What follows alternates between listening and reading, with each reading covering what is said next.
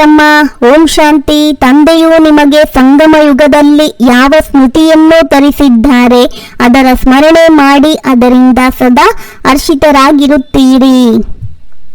ಪರ್ವತಗಳ ಮೇಲೆ ಕುಳಿತುಕೊಂಡು ತಪಸ್ಸು ಮಾಡುವುದು ಬಹಳ ಸುಲಭ. ಅದೇ ಪರಿವಾರ ಮಧ್ಯದಲ್ಲಿ ಇದ್ದುಕೊಂಡು ಎಲ್ಲರ ನಡುವೆ ತಾಳ್ಮೆಯಿಂದ ಜೀವನ ಮಾಡುವುದು ಬಹಳ ಕಠಿಣ. ಇದೇ ನಿಜವಾದಂತ ತಪಸ್ಸಂತೆ ತಮ್ಮ. ಓಂ ಶಾಂತಿ ಅಣ್ಣ. ಇವತ್ತು ಬಾಬಾ ನಮಗೆ ಏನು ಪ್ರಶ್ನೆ ಕೇಳ್ತಿದ್ದಾರೆ ಗೊತ್ತಾ? ಸದಾ ಹಗುರವಾಗಿರಲು ಯಾವ ಯುಕ್ತಿ ಇದೆ ಅಂತ, ಯಾವ ಸಾಧನವನ್ನ ತನ್ನದನ್ನಾಗಿ ಮಾಡಿಕೊಂಡಾಗ ಖುಷಿಯಲ್ಲಿರಲು ಸಾಧ್ಯ ಅಂತ ಕೇಳ್ತಿದ್ದಾರೆ. ಉತ್ತರ ಆಗಿದೆ, ಸದಾ ಹಗುರವಾಗಿರಲು ಈ ಜನ್ಮದಲ್ಲಿ ಯಾವ ಯಾವ ಪಾಪಗಳಿವೆಯೋ ಅವೆಲ್ಲವನ್ನು ಅವಿನಾಶಿ ಸರ್ಜನ್ನ ಮುಂದಿಡಬೇಕು. ಬಾಕಿ ಜನ್ಮ ಜನ್ಮಾಂತರದ ಪಾಪ ಯಾವುದು ತಲೆ ಮೇಲಿದೆ ಅದಕ್ಕಾಗಿ ನೆನಪಿನ ಯಾತ್ರೆಯಲ್ಲಿರಿ. ನೆನಪಿನಿಂದಲೇ ಪಾಪಗಳು ನಾಶವಾಗುತ್ತೆ ಮತ್ತು ಖುಷಿ ಇರುತ್ತೆ. ತಂದೆ ನೆನಪಿನಿಂದ ಆತ್ಮ ಸತೋಪ್ರಧಾನವಾಗುತ್ತೆ. ಮಧುರಾತಿ ಮಧುರ ಆತ್ಮಿಕ ತಂದೆಯು ತಿಳಿಸ್ತಾರೆ, ಮಕ್ಕಳೇ ನಿಮಗೆ ಸ್ಮೃತಿ ಬಂದಿದೆ, ನಾವು ಆದಿ ಸನಾತನ ದೇವಿ ದೇವತಾ ಧರ್ಮದವರಾಗಿದ್ವು, ರಾಜ್ಯಭಾರ ಮಾಡ್ತಿದ್ದೆವು, ಅವಶ್ಯವಾಗಿ ವಿಶ್ವದ ಮಾಲೀಕರಾಗಿದ್ದೆವು. ಆ ಸಮಯದಲ್ಲಿ ಬೇರೆ ಯಾವ ಧರ್ಮವಿರಲಿಲ್ಲ ಅಂತ. ಅರೆ ತಮ್ಮ. ಓಂ ಶಾಂತಿ. ಇಡೀ ಸೃಷ್ಟಿ ಚಕ್ರದ ಜ್ಞಾನ ಮಕ್ಕಳಿಗೆ ಗೊತ್ತಿದೆ. ಇದಕ್ಕೆ ಜ್ಞಾನ ವಿಜ್ಞಾನವೆಂದು ಹೇಳುತ್ತಾರೆ. ಅವರು ವಿಜ್ಞಾನ ಭವನವೆಂದು ಹೆಸರಿಟ್ಟಿದ್ದಾರೆ. ಆದರೆ ತಂದೆಯು ಅದರ ಅರ್ಥವನ್ನು ತಿಳಿಸುತ್ತಾರೆ. ಜ್ಞಾನ ವಿಜ್ಞಾನವೆಂದರೆ ಜ್ಞಾನ ಮತ್ತು ಯೋಗವಾಗಿದೆ. ರಚಯಿತ ಮತ್ತು ರಚನೆಯ ಆದಿ ಮಧ್ಯ ಅಂತ್ಯದ ಜ್ಞಾನವಾಗಿದೆ. ಈಗ ನೀವು ತಿಳಿದುಕೊಂಡಿದ್ದೀರಿ, ನಮಗೂ ಗೊತ್ತಿರಲಿಲ್ಲ, ನಾಸ್ತಿಕರಾಗಿದ್ದೆವು. ಸತ್ಯಯುಗದಲ್ಲಿ ಈ ಜ್ಞಾನವಿರಲು ಸಾಧ್ಯವಿಲ್ಲ.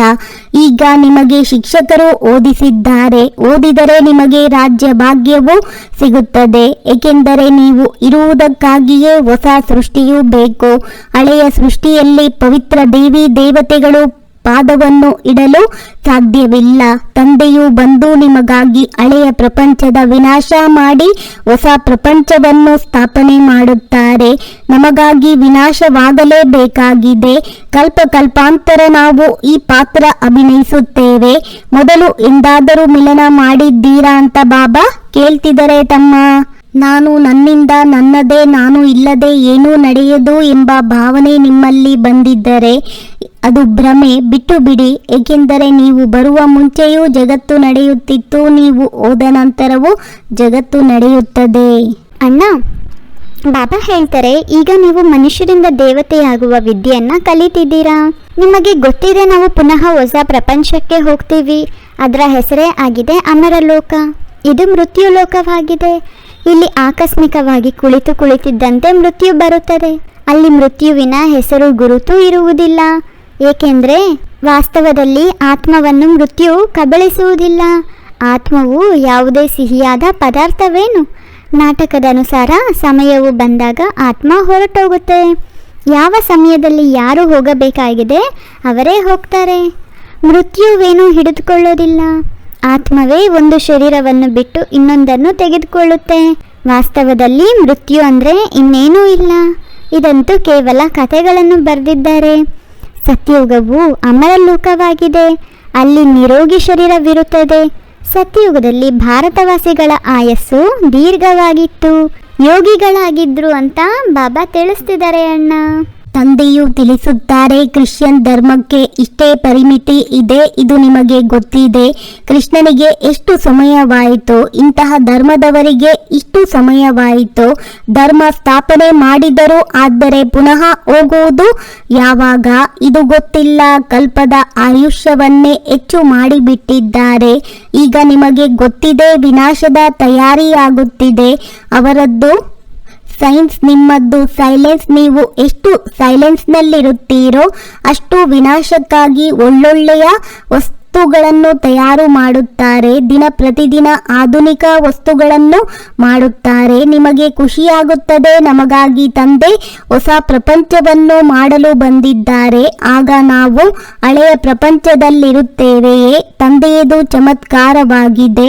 ಬಾಬಾ ತಾವು ಸ್ವರ್ಗ ಸ್ಥಾಪನೆ ಮಾಡುವುದು ಸಹ ಚಮತ್ಕಾರವಾಗಿದೆ ಎಂದು ನಿಮಗೆ ಎಲ್ಲವೂ ಈಗ ಸ್ಮೃತಿಗೆ ಬಂದಿದೆ. ಮನುಷ್ಯರು ರಚಯಿತ ಮತ್ತು ರಚನೆಯ ಆದಿ ಮಧ್ಯ ಅಂತ್ಯವನ್ನೇ ತಿಳಿದುಕೊಂಡಿದ್ದಿಲ್ಲ ಅಂತ ಬಾಬಾ ಹೇಳ್ತಿದ್ದಾರೆ ತಮ್ಮ. ಎಷ್ಟೋ ಮಕ್ಕಳಿಗೆ ತಾಯಿಯ ಎದೆ ಹಾಲು ಸಿಗದಿದ್ದಾಗ ಹಸುವಿನ ಹಾಲು ಮಕ್ಕಳಿಗೆ ಅದ್ಭುತವಾಗಿ ತಾಯಿಯ ಸ್ಥಾನ ಕೊಡುತ್ತದೆ. ಗೋಮಾತೆ ಮಾನವರ ಎರಡನೇ ತಾಯಿ ಎಂದರೂ ತಪ್ಪಿಲ್ಲ. ಅಣ್ಣ, ಈ ಶಾಸ್ತ್ರಗಳು ಭಕ್ತಿ ಮಾರ್ಗದ್ದಾಗಿದೆ. ರಾವಣ ರಾಜ್ಯವಿರುವಾಗ ಅರ್ಧ ಕಲ್ಪ ಭಕ್ತಿ ಮಾರ್ಗವು ನಡೆಯುತ್ತದೆ ಅಲ್ವಾ ಅಣ್ಣ? ರಾವಣನನ್ನು ಯಾವಾಗ್ನಿಂದ ಸುಡ್ತೀವೋ ಯಾರನ್ನಾದ್ರೂ ಕೇಳಿ, ರಾವಣನನ್ನು ಯಾವಾಗ್ನಿಂದ ಸುಡ್ತೀರೆಂದು ಯಾರನ್ನಾದ್ರೂ ಕೇಳಿ, ಆಗ ಅವರು ಪರಂಪರೆಯಿಂದ ಅಂತ ಹೇಳ್ತಾರೆ. ಅರೆ, ಪರಂಪರೆಯಿಂದಂತೂ ರಾವಣ ಇರೋದಿಲ್ಲ, ತಿಳಿಯದಿರುವ ಕಾರಣ ಪರಂಪರೆಯಿಂದ ಅಂತ ಹೇಳ್ಬಿಡ್ತಾರೆ. ರಾವಣ ರಾಜ್ಯ ಯಾವಾಗಿನಿಂದ ಪ್ರಾರಂಭವಾಗುತ್ತದೆ ಎಂದು ಈಗ ನೀವು ಮಕ್ಕಳಿಗೆ ಸ್ಮೃತಿ ಬಂದಿದೆ. ರಚಯಿತ ಮತ್ತು ರಚನೆಯ ರಹಸ್ಯವನ್ನು ನೀವು ತಿಳಿದುಕೊಂಡಿರುವಿರಿ. ಈಗ ತಂದೆಯು ತಿಳಿಸ್ತಾರೆ, ಮಕ್ಕಳೇ ನನ್ನೊಬ್ಬನನ್ನು ನೆನಪು ಮಾಡಿ, ಆಗ ಪಾಪಗಳು ಭಸ್ಮವಾಗುತ್ತವೆ. ಈಗ ಪರಸ್ಪರ ಇದೇ ಎಚ್ಚರಿಕೆಯನ್ನು ಕೊಡುತ್ತೀರಿ. ಜೊತೆಯಲ್ಲಿ ತಿರುಗಾಡಲು ಓಡಾಡಲು ಹೋದಾಗ ಸಹ ಇದೇ ಮಾತುಗಳನ್ನಾಡಿರಿ. ನಿಮ್ಮ ಗುಂಪೆಲ್ಲವೂ ಈ ನೆನಪಿನಲ್ಲಿದ್ದು ಓಡಾಡಿದರೆ ನಿಮ್ಮ ಶಾಂತಿಯ ಪ್ರಭಾವವು ಬಹಳ ಆಗುತ್ತದೆ. ಪಾದ್ರಿಗಳೂ ಸಹ ಬಹಳ ಶಾಂತಿಯಲ್ಲಿದ್ದು ಕ್ರಿಸ್ತನ ನೆನಪಿನಲ್ಲಿ ಹೋಗ್ತಾರೆ, ಯಾರ ಕಡೆಯೂ ನೋಡೋದಿಲ್ಲ ಅಂತ ಬಾಬಾ ಹೇಳ್ತಿದ್ದಾರೆ ಅಣ್ಣ. ನಾಟಕದ ಆದಿ ಮಧ್ಯ ಅಂತ್ಯವನ್ನು ಚೆನ್ನಾಗಿ ತಿಳಿದು ಸ್ಮೃತಿಯಲ್ಲಿಟ್ಟುಕೊಂಡು ಅನ್ಯರಿಗೂ ಸ್ಮೃತಿ ತರಿಸಬೇಕಾಗಿದೆ. ಜ್ಞಾನದ ಅಂಜನವನ್ನು ಕೊಟ್ಟು ಅಜ್ಞಾನ ಅಂಧಕಾರವನ್ನು ದೂರ ಮಾಡಬೇಕಾಗಿದೆ. ಬ್ರಹ್ಮ ತಂದೆಯ ಸಮಾನ ಅರ್ಪಣೆ ಆಗುವುದರಲ್ಲಿ ಸಂಪೂರ್ಣ ಅನುಸರಿಸಬೇಕು. ಶರೀರ ಸಹಿತವಾಗಿ ಎಲ್ಲವೂ ಸಮಾಪ್ತಿಯಾಗಲಿದೆ. ಆದ್ದರಿಂದ ಅದಕ್ಕಿಂತ ಮೊದಲೇ ಬದುಕಿದ್ದು ಸಾಯಬೇಕು.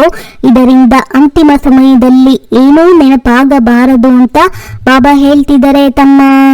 ಅಣ್ಣ, ಇವತ್ತಿನ ವರದಾನ ಆಗಿದೆ, ವಿಶೇಷತೆಯ ಸಂಸ್ಕಾರವನ್ನು ಸ್ವಾಭಾವಿಕ ಸ್ವಭಾವವನ್ನಾಗಿ ಮಾಡಿಕೊಂಡು ಸಾಧಾರಣತೆಯನ್ನು ಸಮಾಪ್ತಿ ಮಾಡುವಂತಹ ಮರುಜೀವ ಭವ ಅಂತ.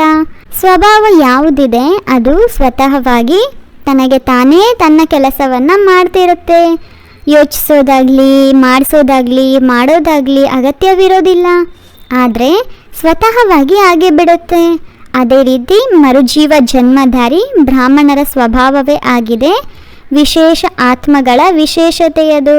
ಈ ವಿಶೇಷತೆಯ ಸಂಸ್ಕಾರ ಸ್ವಾಭಾವಿಕ ಸ್ವಭಾವವಾಗಿ ಬಿಡಬೇಕು ಮತ್ತು ಪ್ರತಿಯೊಬ್ಬರ ಹೃದಯದಿಂದ ಹೊರಬರಲಿ. ಇದು ನನ್ನ ಸ್ವಭಾವವಾಗಿದೆ. ಸಾಧಾರಣತೆಯು ಹಳೆಯ ಸ್ವಭಾವವಾಗಿದೆ, ಈಗಿನದಲ್ಲ.